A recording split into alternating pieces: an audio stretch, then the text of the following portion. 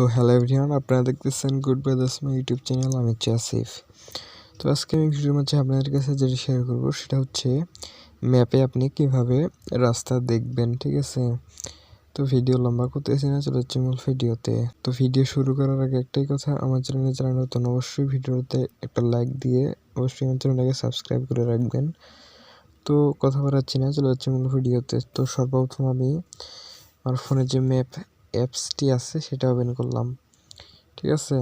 তো দেখেন ম্যাপ অ্যাপটি ওপেন করার পর এখানে যে কাজটা করতে হবে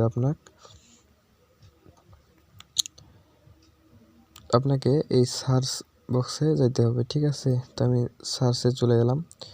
তো এখানে লিখলাম যে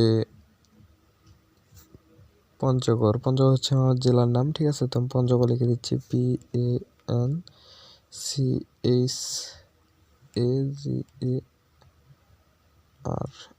PANCHAGRH। তো দেখেন আমি এখানে পঞ্চগড় লিখলাম। তো লেখার পর এখানে আমাকে সার্চ দিতে হবে, ঠিক আছে। তো আমি সর্বপ্রথম এখানে সার্চ দিয়ে দিলাম।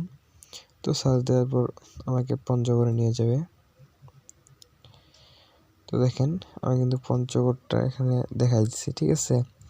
তো এখানে পঞ্চগড়টা দেখাই দিচ্ছে আপনাকে। তারপর যে কাজটা করতে হবে রাস্তা দেখানোর জন্য হচ্ছে আমি পঞ্চগড়ে কীভাবে যাব, কোন দিক দিয়ে যাব, ঠিক আছে। তো এখান থেকে এই যে ফোনটা দেখতে পাচ্ছেন, তো এটার উপর চাপ দেবেন। তো দেখেন আমি যে এই জায়গাতে আছি, তো আমার এই যে জায়গাতে আছে এখান থেকে পঞ্চগড় হচ্ছে 12 কিলোমিটার। তার মধ্যে আমি যদি বাইকে যাই, ঠিক আছে, তাহলে আমি যদি গাড়িতে যাই তাহলে সময় লাগবে 25 মিনিট। আর আমি যদি এই যে দেখেন বাইকে যাওয়ার জন্য এই যে এখানে বাইক এর মতো একটা ফোন চলে আসছে। তো এখানে যদি বাইকে আমি চাপ দিই, ঠিক আছে। তো বাইকে যাওয়ার জন্য সময় লাগবে আমার 26 মিনিট। বাইকে 3টা রাস্তা আছে পঞ্চগড় যাওয়ার জন্য, তো 3 দিক দিয়ে যাইতে পারবো, ঠিক আছে। তো এখান থেকে চাইলে আপনারা রাস্তা সহ দেখতে পারেন। তো রাস্তাটা দেখার জন্য এই যে এই অপশনটাতে চাপ দিবেন। তো এটার উপর চাপ দিলাম। তো দেওয়ার পরে এই যে স্যাটেলাইট, তো এটার উপর চাপ দিবেন। তো দেখেন এখানে স্যাটেলাইট হয়ে গেছে। তো যদি এখন আপনারা এখানে টেনে নিলে কিন্তু এখান থেকে সরাসরি রাস্তা সহ দেখা যাবে, ঠিক আছে। তো এখান থেকে ঘোলা দেখাচ্ছে কারণ আমার ম্যাপটাতে কোনো রকম পারমিশন দেওয়া নাই লোকের বাড়ি দেখার জন্য।